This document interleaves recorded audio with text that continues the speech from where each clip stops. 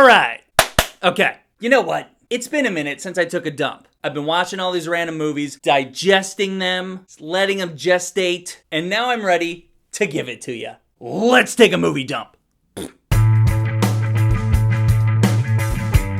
Strange Darling. Absolutely do your best going into this without watching any trailers. The less you know, the better. That's why I'm going to keep this one pretty vague. There is a serial killer story happening here, but what makes this movie shine is its style. Tarantino vibes all over the place. The story is broken up into chapters and they tell them out of order. And the way these chapters unfold creates mystery and intrigue. And genuinely, I couldn't figure some things out until the movie was almost over. The acting is fantastic. The chemistry between the two main actors, it's perfect. You guys know how I geek out about meaningful use of light and color. They gave it to me here. I was geeking out the whole movie. That being said, this is a low-budget independent flick. And with those, you run the risk of getting some artsy-fartsy shit. And yes, we get some artsy-fartsy shit, but it didn't really bother me. I do think that some of those choices serve the story, and the way it plays out is more of a positive thing than a negative thing for me. If you see it, you'll know what I'm talking about when it happens. Absolutely see Strange Darling. I don't know when it's going to be streaming. I think it's still in the theaters right now. It was a very entertaining and very fucked up hour-and-a-half movie, and I loved it. Outbreak! Oh man! I love the 90s. Outbreak from 1995 is fucking intense, dude. It's about a deadly contagious virus that outbreaks in a small town in America. Dustin Hoffman works with the CDC, but he's also in like the military somehow. Military scientist? Anyway, he's trying to backtrack to find the host of this disease, while also dealing with the bureaucracy of corruption and government officials. The disease in this is fucking scary. It's very contagious. It kills people within days. The death rate is like 100%, which, by the way, this scenario is completely possible. Without getting into the gruesome details, basically it's Ebola if Ebola went airborne. If you really want to know, then just look up what Ebola does to you. They have this way of showing how the virus spreads from person to person and how easy it is since people are fucking gross. It's terrifying, and it made me paranoid for like 2 weeks. Some of these scenes are devastating to watch too. They make sure that you understand that a deadly virus doesn't give a shit who you are or how good of a person you are or how much your family loves you. It's devastating. I gotta say though, as awesome and scary as this is, my favorite scenes were any time that Dustin Hoffman and Morgan Freeman were in a scene together. But now I'm telling you, we're facing a new strain. What? It spreads like the flu. Impossible. Fine. Go to the hospital, check it out yourself. Go without a mask, you'll see more clearly. You got 19 dead, you got hundreds more infected, and it's spreading like a brush fire. You gotta isolate the sick, and I mean really isolate them, Billy. We gotta get everybody else back into the houses. We gotta keep them there. We're doing that, Sam. No, we're not doing it because I just drove through 100 people. And if one of them has got it, then 10 of them have got it. And if one of them gets out of Cedar Creek, Billy, then we're in deep fucking shit. Acting gold mine. Woo!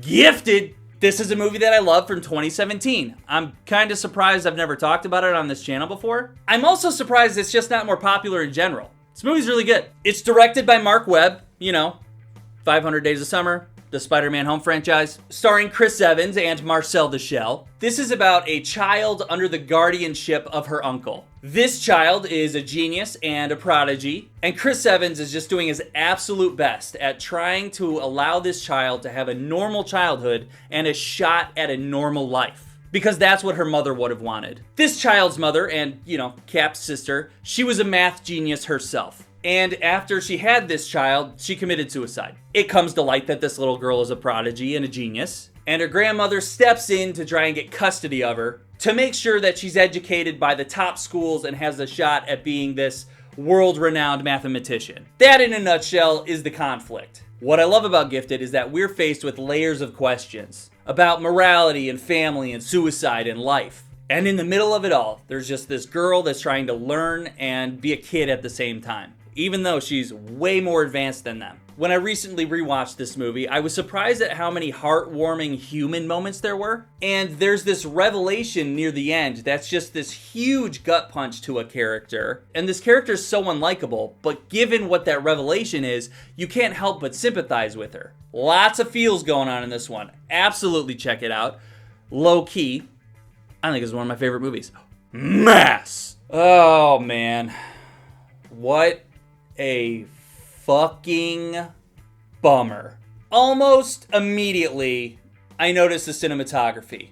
Caught my attention like that. Much like meaningful lighting and color, I also geek out over character placement in scenes. And there was so much of it here. Basically, we're confined to one room with these characters the whole time. And the way that they're shown to us visually is always significant. Now, the plot. It's incredibly heavy. The acting is stellar. The writing is stellar. I actually don't think it's possible to watch this without multiple breakdowns. It's one of those movies that's mentally taxing to watch, so if you're gonna watch it, make sure not to have any plans afterward. It's gonna ruin your fucking day. Okay, the plot. Mass is about two parents of the victim of a school shooting sitting down with the parents of the school shooter, who was also killed in this incident. They're looking for answers. They're looking for forgiveness. They're looking for understanding. It is so goddamn heavy, but it's so good. Where's your regret? The worst outcome imaginable happened. Any change I might have made could have resulted in a different outcome. I regret everything. I love my children. Other parents, I wasn't so different. How did I do things so differently? I raised a murderer. I know what happened. No, you do not know how my son died. You do not know. I know. If you're already having a bad day, feeling kind of bummed, it's rainy outside, that's the perfect time to watch Mass and just sit there, absorb some serious life shit that makes you think. And some of the best acting you've probably ever seen. It's worth a watch. One time. Never watch it again. Mass. Blackberry. This is about the creation of the Blackberry phone and its domination of the market and how it revolutionized phone and network innovation. What can I do for you? Okay, picture a cell phone and an email machine all in one thing. There is a free wireless internet signal all across North America and nobody has figured out how to use it.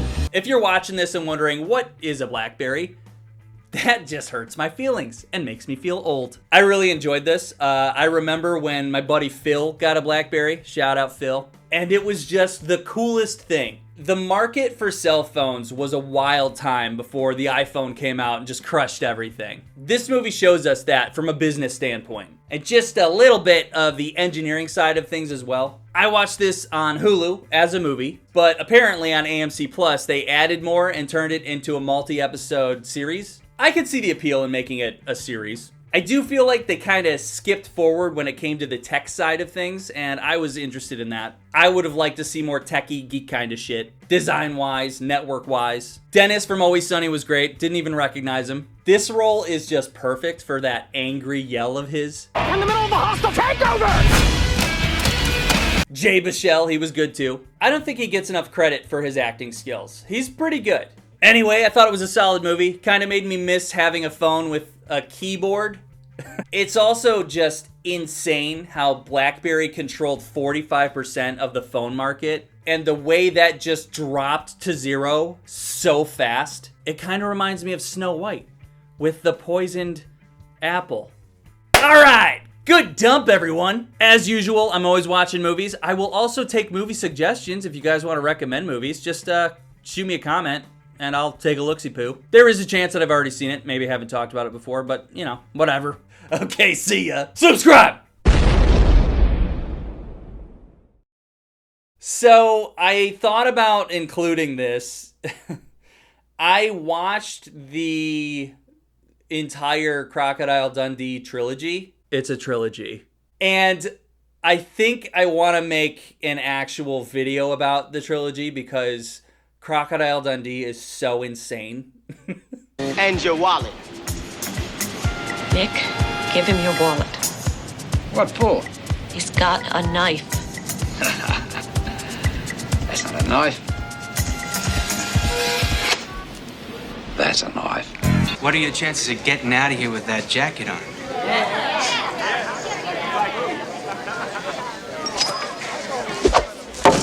I'm about to throw myself off this building.